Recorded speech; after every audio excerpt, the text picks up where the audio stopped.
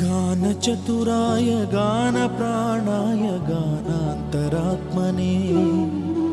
गानोत्सुकाय गानमत्ताय गानोत्सुकमनसे गुरुपूजिताय गुरुदैवताय गुरुकुलस्थायिने गुरुविक्रमाय गुह्यप्रवराय गुरवे गुणगुरवे गुरुदैत्यकलक्षेत्रे गुरुधर्मसदाराध्याय गुरुपुत्रपरित्रात्रे गुरुपाखण्डखण्डकाय गीतसाराय गीततत्त्वाय गीतगोत्राय धीमहि गूढगुल्फाय गन्धमत्ताय गोजयप्रदाय धीमहि